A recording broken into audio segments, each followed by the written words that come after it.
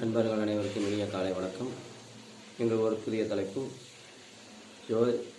ஜாதகத்தில் லக்கணம் முதல் 12ஆம் வீடு வரை அனைத்து இடங்களுமே மிக முக்கியம். அந்த வகையில் இன்று 12ஆம் இடம், லக்கணத்துக்கு 12ஆம் இடம் விரயஸ்தானம் என்போம். விரயஸ்தானம், போகஸ்தானம், யோகஸ்தானம், மோகஸ்தானம்,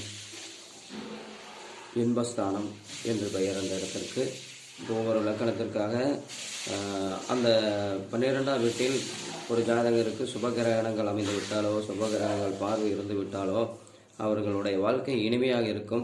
திருமண வாழ்க்கை மிகவும் இனிமையாக இருக்கும். புத்திரர்கள் நல்ல முறையில் நடந்து கொள்வார்கள். குறிப்பாக விருச்சிக ராசிக்கு 12ஆம் இடமாக துலாம் வருகிறது. அங்கு துலாமில் சுக்கிரன் ஆட்சி பெற்றாலோ அல்லது குரு, சந்திரன், புதன் போன்ற சுபகிரகணங்கள் இருந்தாலோ அவர்களுக்கு வாழ்க்கை மிகவும் மகிழ்ச்சிகரமாக செல்லும். மிதன ராசிக்கு அதே மாதிரி மீன 12ஆம் இடமாக அமைகிறது. மிதன ராசிக்கு 12ஆம் இடமாக செவ்வாய் வருகிறது. அங்கு சுக்கிரன், குரு, சந்திரன் போன்ற கிரகங்கள் அமைந்துவிட்டால் அவர்களுடைய வாழ்க்கை இனிமையாக இருக்கும். பிறகு 12ஆம் இடம் என்பது அயல்நாடு செல்வதை குறிக்கும். அங்கேயே தங்குவதை சொல்வதையும் குறிக்கும். 12ஆம் இடத்தில் ஒரு சுபகிரகங்களிலிருந்து சுபகிரகண பார்வை பெற்று சனியோ ராகுவோ இருந்தால் நிச்சயம் அந்த ஜாதகர் வெளிநாட்டில் இருப்பார். 2 கிரகணங்களுக்கு மேல் இருந்தால் வெளிநாட்டிலேயே வாழும் உரிமையை பெற்றுவிடுவார்.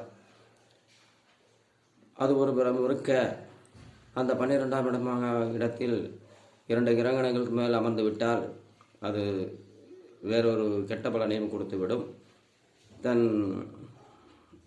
தன் பிள்ளைகள் ஒருவருக்கு எப்படி என்றால் 2 கிரகணங்களுக்கு மேல் அந்த 12ஆம் வீட்டில் அமைந்து விட்டால் தன் பிள்ளைகள் ஒருவருக்கு தந்தையே ஈமக்கிரியையை கொள்ளும் அளவிற்கு செல்லும். அப்படி செய்யவில்லை என்றாலும் தீராத உடல் உபாதைகளை கொடுத்து மிகப்பெரிய செலவுகளை கொடுத்து மன வருத்தத்தில் ஆழ்த்திவிடும். மீண்டும் வேறொரு தலைப்பில் நாளை சந்திப்போம் நண்பர்களே. அதுவரை உங்களிடமிருந்து விடைபெறுவது உங்கள் நண்பன் அன்பழகன். சப்ஸ்கிரைப் பண்ணிக்கங்க, லைக் பண்ணிக்கங்க.